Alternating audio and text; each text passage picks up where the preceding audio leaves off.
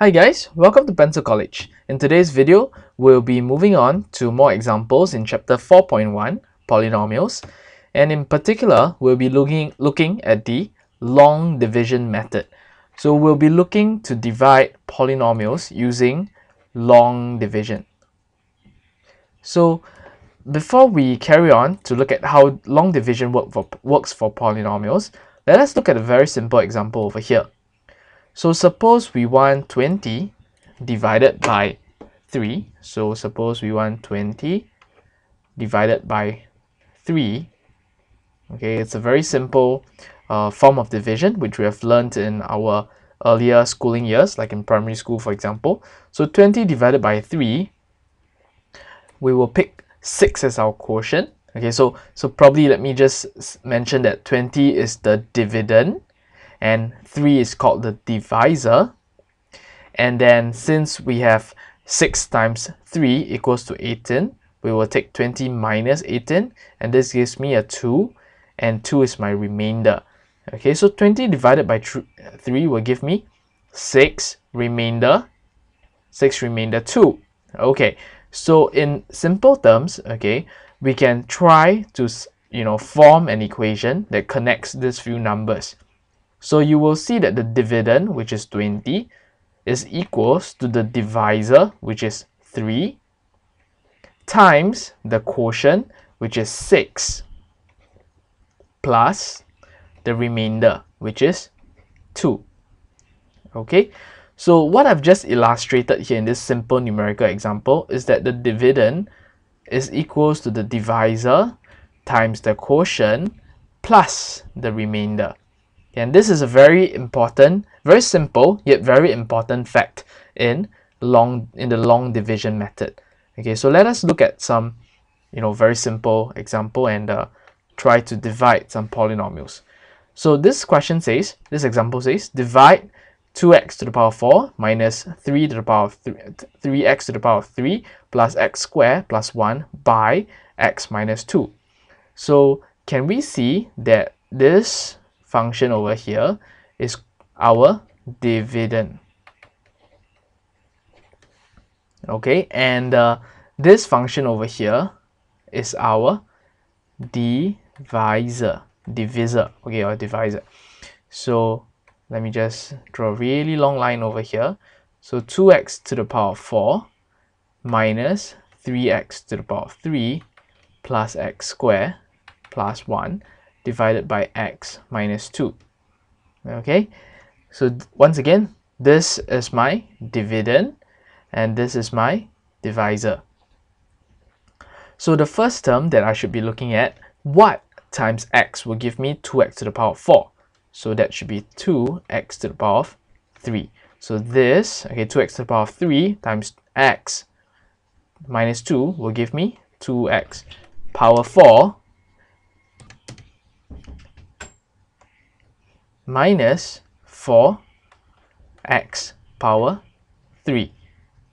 And as per usual, let us perform our division, or rather our subtraction over here.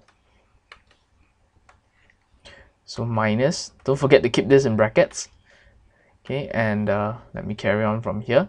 So 2x power 4 minus 2x power 4 is gone. Okay, and a negative 3x power 3 minus a negative 4x power 3 will give me x power 3. Okay, and maybe what I'll do next is to shift down the next term. So this term comes here. So this term comes here. So I'll have plus x squared over here. Okay, and now my next question will be, what times x will give me x cubed? And that should just be x squared.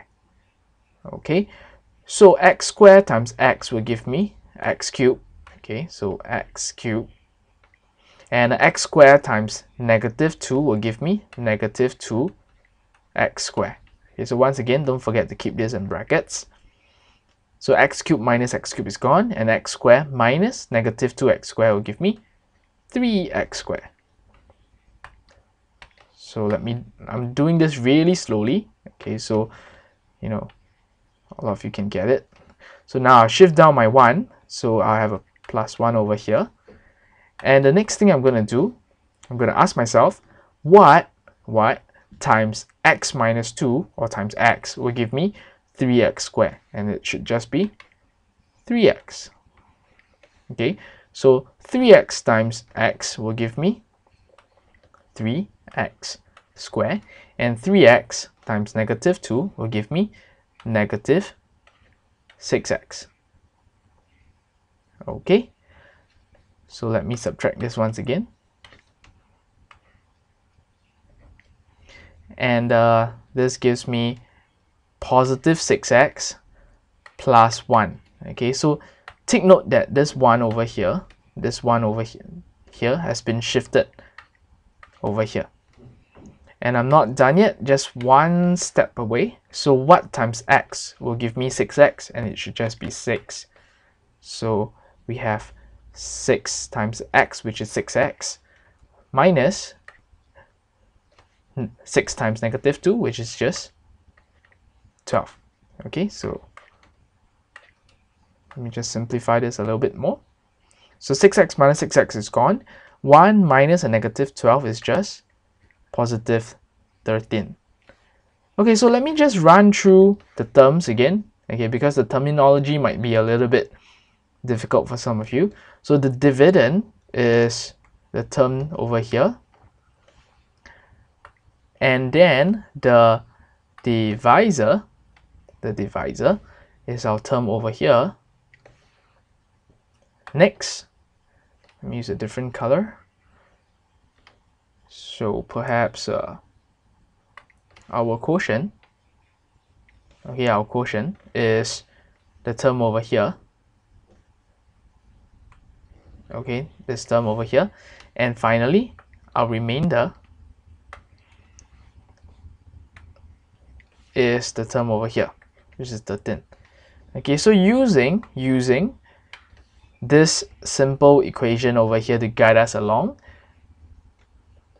2x power 4 minus 3x squared, sorry, 3x cubed plus x squared plus 1.